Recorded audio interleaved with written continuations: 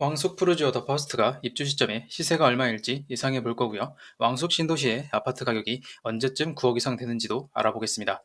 1편에서는요, 왕숙 신도시에 들어오는 9호선과 GTX-B에 대해서 자세히 말씀드렸고요. 시세 예측과 연결되는 부분이기 때문에 이 영상 시청 후 분석 1편도 꼭 보시기 바랍니다. 만약에 교통 불편을 감수하고도 청약을 했는데 시세가 얼마나 될지, 과연 프리미엄은 얼마나 붙을지 궁금하시죠?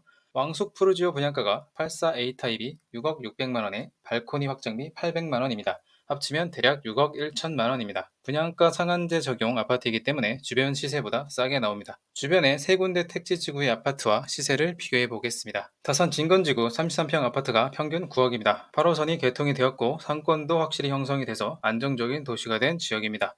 다산 지금지구는 33평 아파트가 평균 8억 초반으로 가격을 형성하고 있습니다. 다산 지금지구는 현재 지하철이 없고 9호선역이 예정되어 있어요.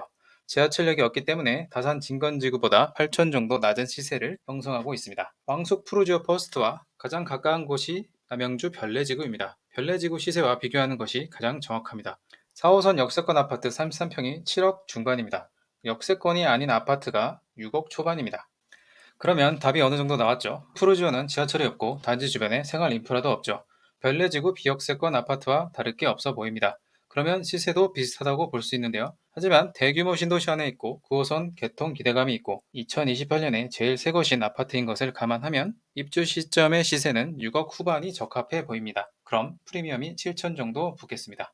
여기서 한 단계 더 나아가서 예상을 해보겠습니다. 지하철이 있고 안정된 도시가 된 다산 진건지구가 시세가 9억입니다. 왕숙 신도시도 9호선 개통하고 생활 인프라가 좀 깔리면 시세가 9억이 될 수 있다고 볼 수 있어요. 당장은 프리미엄이 7천만 원 정도이지만 왕숙 신도시가 본 궤도에 오르면 아파트 가격이 9억을 넘기는 것이 어렵지 않습니다. 미래에는 왕숙 신도시가 다산 진건지구보다 더 좋기 때문입니다. 제가 이번에 분양하는 푸르지오 더 퍼스트가 입지가 안 좋다, 역세권이 아니다, 생활 인프라가 구축되는데 오래 걸린다, 이렇게 얘기했기 때문에 왕숙 신도시를 안 좋게 본다고 오해하실 수도 있는데요. 입주 시점에는 안 좋다라는 것이고요. 10년에서 15년 정도 지나면 왕숙 신도시는 굉장히 좋아집니다. 왕숙 신도시가 왜 좋아지는지 말씀드릴게요. 왕숙 신도시는 최근 계획이 변경되어 7만 5천 세대, 약 17만 명이 거주하는 거대한 규모로 확대되었습니다.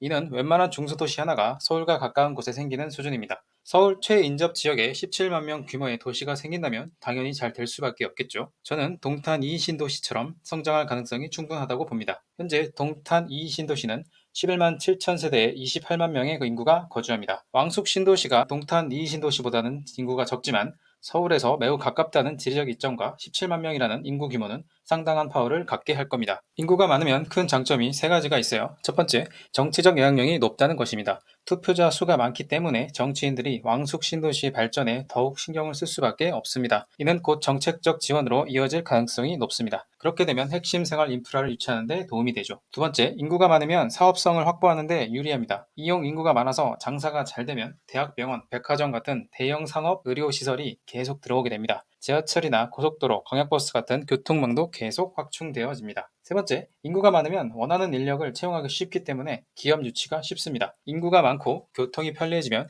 기업들이 입주하기 좋은 환경이 조성되어 일자리가 늘어나고 이는 다시 인구 유입을 가속화하는 선순환을 만듭니다. 지금 동탄 이 신도시가 딱 이런 선순환 구조를 보여주고 있습니다. 삼성전자를 비롯한 반도체 기업들이 주변에 있고 동탄 테크노밸리에도 많은 기업이 입주해 있죠.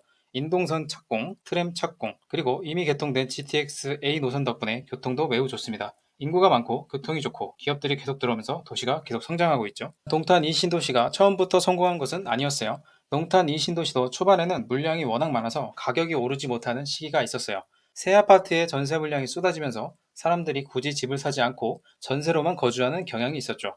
하지만 이제 더 이상 공급 물량이 없고 교통망이 좋아지면서 동탄역 근처 33층 아파트가 10억을 훌쩍 넘기면서 서울 아파트 수준의 가격을 형성하고 있습니다. 엄청난 변화죠. 그래서 왕숙 신도시도 동탄 이 신도시와 같은 과정을 겪을 것이라 생각합니다. 왕숙 신도시는 초기 꾸준히 분양 물량이 공급되기 때문에 아파트 시세가 치고 올라가지 못할 것입니다. 그러다 분양 물량이 줄고 9호선과 GTX-B가 개통하고 동네마다 상권이 활성화되고 대기업도 입주하게 되면 시세는 폭발할 겁니다. 왕숙 신도시 계획 물량의 절반이 분양되고 입주를 완료했을 때 그때부터 아파트 시세는 치고 올라가기 시작할 겁니다. 기간으로 말하면 10년에서 15년 후에 그렇게 된다고 예상합니다. 앞에서 설명이 참 길었죠. 그러면 청약을 할지 말지 최종 결정을 해봅시다. 먼저 청약하면 안 되는 분들을 알려드릴게요.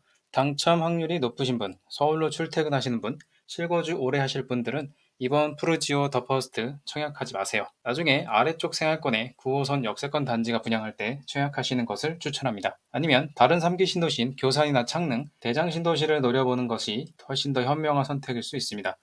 교사는요 이미 5호선이 다니고 있고요. 창릉은 GTX A 노선 이미 깔렸고 은평 고양선 착공 직전입니다. 대장 신도시는요 대장 홍대선 착공 직전입니다. 이렇게 다른 신도시들은 교통 여건이 좋기 때문에 굳이 왕숙을 고집할 필요가 없습니다. 앞에서 설명했듯이 교통 인프라와 생활 인프라가 좋아지는데 너무 많은 시간이 걸립니다. 그럼 반대로 청약을 해도 되는 분들을 말씀드릴게요. 당첨 확률이 낮으신 분들 또는 미래 가치를 보고 장기적인 관점에서 접근하시는 분들은 청약하셔도 됩니다. 이번에 경쟁률이 상대적으로 낮을 것이기 때문에 당첨을 노려보는 것이 좋습니다. 왕숙 신도시가 안정될 때까지 거주하시면 집값 상승의 수혜를 받을 수 있어요. 다산 진건지구 가격과 비슷하게 될 겁니다. 결국 왕숙 신도시는 최소 10년 이상, 어쩌면 15년 이상은 가지고 있어야 진정한 가치를 발휘할 수 있는 곳입니다. 오래 버틸 수 있는 분이라면 청약하셔도 됩니다. 왕숙 신도시 청약을 고민하시는 분들께 제 분석이 도움이 되셨기를 바라고 좋은 결정 내리시기 바랍니다. 시청해주셔서 감사합니다.